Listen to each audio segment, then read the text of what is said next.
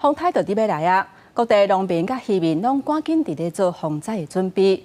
伫咧家己的布地都有饲蚵仔的人，赶紧甲蚵仔病拖转去，较袂去互风影拍去。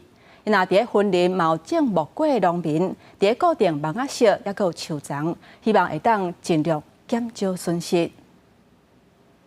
饲蚵仔的人将鱼缸外口蚵仔皮拖等个鱼缸内底，再去绑锁啊固定。风台杜苏芮一步一步逼近台湾，家己当少的饲蚵仔的人，拢真注意，烦恼若是大影节来，蚵仔甲蚵仔皮拢互大水冲走。礼拜早起，饲蚵仔的人也赶紧出海去捡蚵仔咯。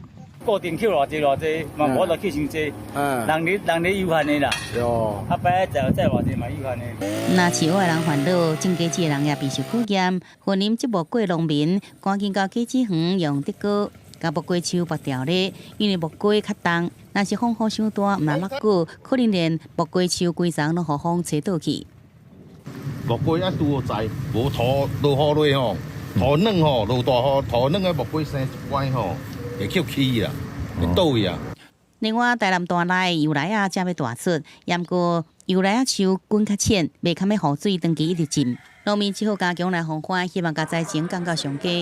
因为我们是丘陵地，所以你的那个沟渠一定要排水一定要做好，这是最基本的。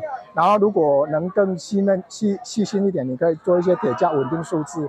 另外，这要举行的汉光39号实兵操演演习计划可能受到风台影响，国防部讲因应实兵演习甲灾害防救的需要。国公已经明确订定相关应变的计划，会继续掌握天气的动态，并且依照风台警报发布状况来调整参演的部队甲灾防的兵力。